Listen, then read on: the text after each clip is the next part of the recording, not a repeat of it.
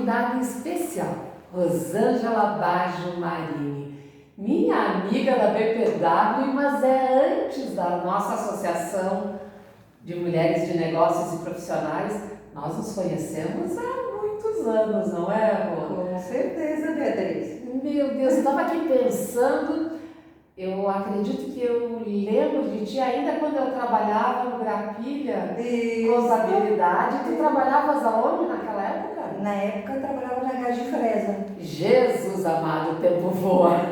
É bastante. Eu tinha 17. Ah, meu Deus, eu tinha 17 anos. Bom, Rô, me fala assim, quero saber da tua trajetória, saber um pouco mais da tua vida profissional, pessoal, para que as nossos ouvintes possam estar também te conhecendo um pouco mais. Conta um pouquinho, Rô. Perfeito. Então, eu nasci em Dois Lajados, na época era distrito de Guaporé. Eu vim para Bento com 11 anos de idade, trabalhei, estudei, casei, me formei, tive 3 filhas, né, 3 moças. Na época eu vim para Bento e comecei a trabalhar em uma casa da minha prima. Eu trabalhava durante o meio expediente e meio expediente eu estudava. Então, de lá para cá, eu sempre me virei sozinha. Tive apoio de parentes, colegas, primos, coisa e tal. Mas eu sempre, desde meus 11 anos de idade, eu trabalho. E eu tive sociedade, eu tive outras empresas, mas sempre na área administrativa financeira. Então, desde sempre, desde lá meus 15 anos, mais ou menos, eu trabalho com a área administrativa financeira. Mas olha, os números estão contigo desde sempre. Desde então, sempre. É que é uma questão bem lógica, né? Sim. E também daí, falando nisso, dentro da própria BPW, tu estava comigo quando eu presidi, tu estava como tesoureira. Eu fiquei na tua gestão e na gestão da Natália. Então, eu dei 2 gestões como diretora financeira. Mas olha que interessante isso. Mas como que chegou a sindicar e administradora de condomínios na tua vida? Como eu sou formada em técnica em contabilidade, na época eu estudei no Colégio Aparecida, e depois de 18 anos, depois que a minha filha a mais velha, a Caroline, ela começou a estudar, já estava lá na faculdade, eu voltei para a sala de aula. Então, depois de 18 anos, eu fui fazer faculdade. Olha que bacana! Isso é exemplo! Rosângela, isso é exemplo! Vocês estão ouvindo? 18 anos depois, voltou para a faculdade. É possível, sim! Eu tinha feito, então, a contabilidade, depois eu fiz a metade da faculdade de economia, na época era FEV. Aí eu parei, porque nasceu minha filha e eu tive que largar, porque não tinha condições de conciliar as 2 coisas. Coisas de mãe. Aí eu fiquei um tempo em casa, mas aí eu fiquei até elas crescerem, até elas assim, caminharem praticamente sozinhas, né? Se virarem sozinhas. Mas na época eu senti necessidade de ter uma formação. E daí que eu fiz o concurso, eu fiz o vestibular da FTEC, passei, e quando eu comecei na sala de aula, menina de Deus, imagina 18 anos fora da sala de aula. Eu imagino. Eu cheguei, eu li assim, a maioria, tudo jovens, eu tinha uma gurizada. Tudo gurizada. Eu tinha uma mulher que, mais ou menos da minha idade. Mas daí meu marido dizia, você não vai aguentar, eu dou 45 dias. Ai, sério? Eu disse pra ele, não, eu vou porque eu quero me formar. Tu teve persistência, Eu persisti, não foi fácil. Começava às 7 horas da noite até eu saí da faculdade às 11 horas. Claro. E saía, da época, eu saía da empresa em torno de 6 horas, 18 horas. Então, imagina o tempo que eu tinha. Eu tomava um breve café e ia para a faculdade. Trabalhava o dia inteiro, faculdade da noite. Aí meu marido... E com as crianças, com o marido, casa, tudo. Aí meu marido percebeu que eu estava gostando. Ele disse, não, agora realmente... Aí ele começou a me apoiar, me incentivar, coisa e tal. Mas assim, lá para metade da faculdade, a gente percebeu que era, eu estava em casa. Por quê? Porque o pessoal mais jovem sentava do meu lado por conta da minha experiência. Então, talvez eu não tivesse Tu aquela tinha teoria, experiência mas no eu dia a tinha dia. teoria, exato. Não tinha teoria, mas eu tinha experiência. Então, na época, assim, a gente começou a formar um grupo, e depois eu me formei em 2012, e de lá para cá, aí o que aconteceu? Nós tínhamos, meu marido na época tinha sociedade com uma outra administradora, e a gente percebeu que não era isso que a gente queria, que não fechava com os nossos ideais, porque nós é uma família formada de administradores, contadores, e então a gente resolveu vender a nossa participação, nossas cotas. Uns 2 anos após, a gente montou a Sindicare, e criou a Sindicare. Então, a Sindicare hoje, ela tem 11 anos de mercado, e eu tenho minhas 2 filhas, a Camila e a Roberta, que trabalham comigo, e mais os funcionários. Claro. E a Carol continua com o pai dela na contagem, então ela ficou lá e eu tenho minhas 2 meninas. Então, o Sindicare é familiar. Que bacana, tá? Mas explica um pouquinho o que faz uma administradora de condomínios, Rosângela. Bem, um administrador de condomínios é muito mais do que emitir boletos, pessoal. As pessoas pensam, mas só fazem boletos, só fazem, né, é muito simples. Não, não é bem assim. Uma boa administradora de condomínios, ela tem que ter um conhecimento geral. Tipo, conhecer um pouco da parte elétrica, a parte da engenharia, a parte administrativa nem se conta, né? Mas, porque assim, tu tens que pedir orçamento, tu tens que negociar com o fornecedor. E aí o que acontece? Se você não tem um mínimo de conhecimento, não tem como trabalhar, não tem como negociar. Então você precisa conhecer de tudo um pouco. E assim, na parte administrativa, a parte do direito, eu tenho uma filha que é contadora, a Camila é contadora, a Roberta está fazendo a ciência da computação.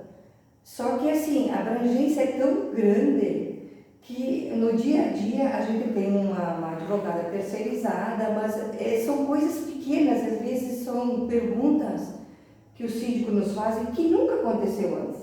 Claro. E tem que estar bem assessorada. Bem assessorada, nós somos associados do Secov, que é o sindicato lá dos condomínios de Porto Alegre. Nós temos uma assessoria muito grande, até na parte de contabilidade, nós temos o escritório do meu marido. Mas assim, cada dia é um dia diferente. Cada condomínio tem suas particularidades, não tem nenhum igual ao outro. E tem aquele que a gente explica, a gente vai, conversa, nós temos até um aplicativo que os nossos clientes baixam, Sindicare condomínios, lá eles têm o condomínio na palma da mão. Ai, que bacana, isso facilita muito. Sim, então tudo que é lançado no sistema, ele já vai automaticamente lá no nosso cliente online. E eu quero te perguntar, porque o que nós estamos falando aqui? Nós estamos falando de uma mulher líder, de uma equipe de trabalho e tudo mais. E com números, isso me chama a atenção, Rosângela, porque toda a questão financeira, culturalmente falando, era restrito para os homens. Com certeza. E esta posição de liderança feminina, estou falando aqui para as nossas ouvintes, vocês prestaram atenção? É possível, sim, uma mulher lidar com números, com dinheiro de um condomínio, não é verdade? Dinheiro de vários moradores, de várias famílias, e sim liderar. Eu estou muito feliz com o teu trabalho, com a tua postura de vida, Rosângela, mas eu quero saber mais, assim, reuniões, Rosângela, de condomínio. Quem está nos ouvindo aqui já... Quantas pessoas, quantas famílias moram em edifícios, e que nós temos muitos, vários, em Bento Gonçalves, na região, e claro, não só aqui. E como ficam as reuniões? Qual é a tua orientação, a tua dica para que quem está nos ouvindo possa ter uma vida melhor, um dia a dia melhor, no próprio condomínio? Bem, pessoal, primeiro, eu acho que quando tem uma reunião no condomínio, é importante participar. Porque a gente manda convocação de todas as formas, todos os condôminos são convidados, são convocados, isso tem que ser convocado todos, só que poucos participam. Então, assim, no dia seguinte o pessoal diz o que aconteceu na Assembleia.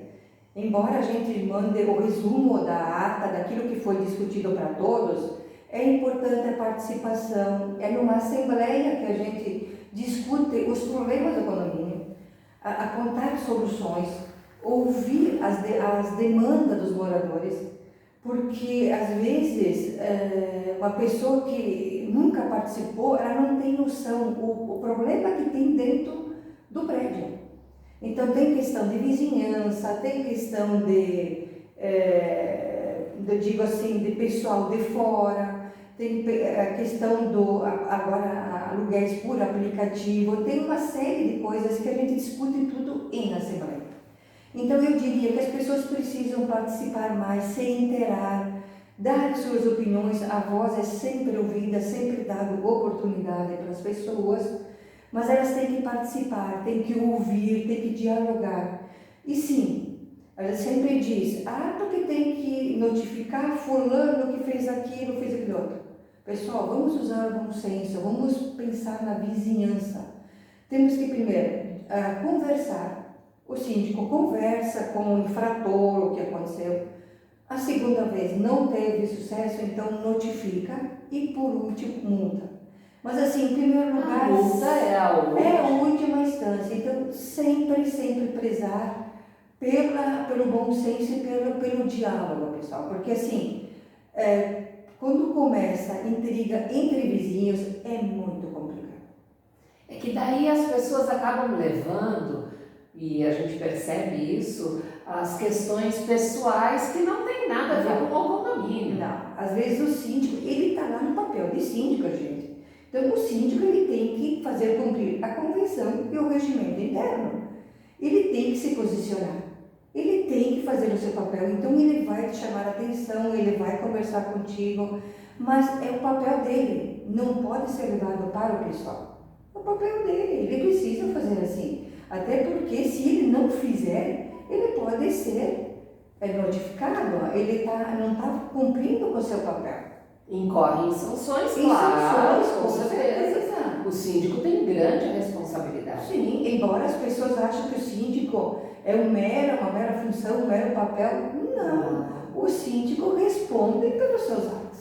E como responde? Inclusive nós, como administradoras, a gente tem domínio, a gente tem o dinheiro, as contas em mãos de todos os condomínios. Então, imagina, Beatriz, nós temos que cuidar, pagar as contas dos condomínios, dos moradores. Nós cuidamos, nós pagamos o que é de todos. Então, para nós, a responsabilidade de um administrador é muito grande. Sabe que isso me faz pensar, quando tu falaste da questão dos vizinhos, é que hoje nós percebemos que isso vem de uma evolução cultural, que as pessoas estão muito mais preocupadas com o próprio umbigo do que o coletivo.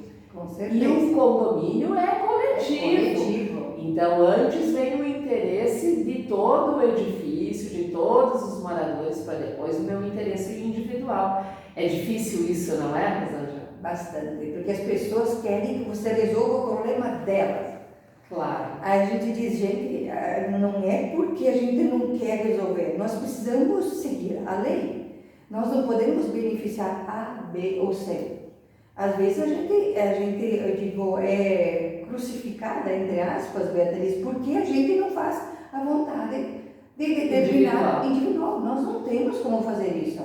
Nós temos que seguir e nós temos que trabalhar. A gente sempre diz, nós trabalhamos para o condomínio e não para o síndico.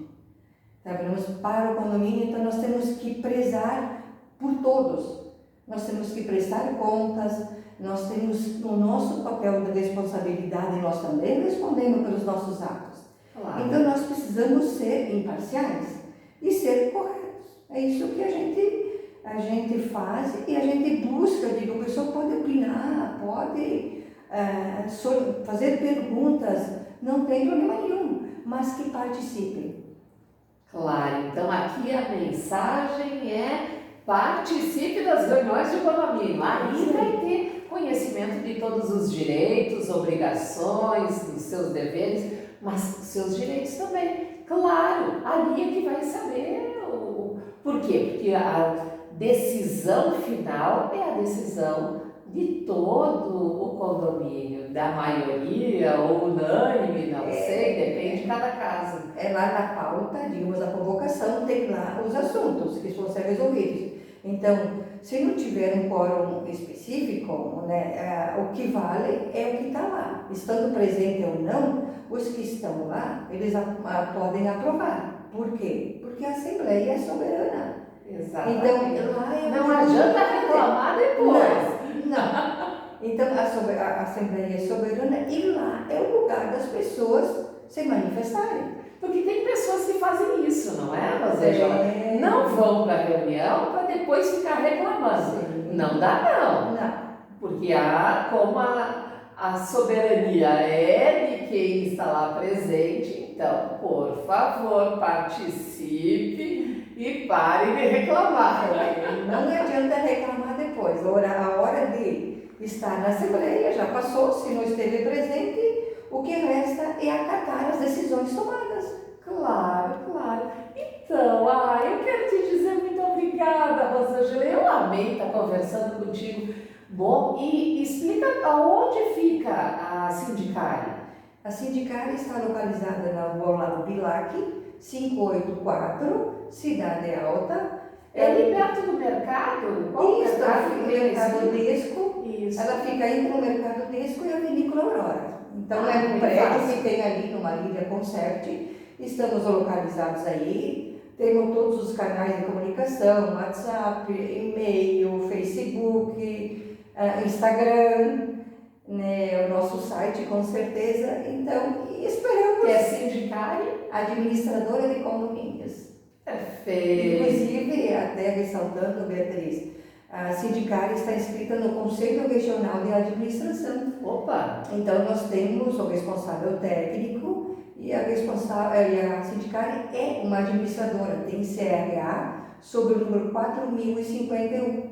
Então, isso é importante. Com certeza. Então, nós temos uma responsabilidade maior, porque nós temos um conselho que também fiscaliza. Isso é ótimo, porque dá uma tranquilidade também para o síndico que vai contratar a administradora. Fiquei muito feliz com a tua participação aqui, Rosângela, no nosso programa Ideal, onde estamos colocando mulheres na vitrine, onde são mulheres que, como tu, Rosângela, batalhadoras, líderes que são mulheres exemplo para toda a comunidade. Eu estou muito feliz, muito obrigada, Rosângela, pela tua participação aqui conosco. Eu que agradeço, Beatriz, pelo convite e estamos à disposição. Qualquer coisa, nos procure. Muito obrigada. Obrigada.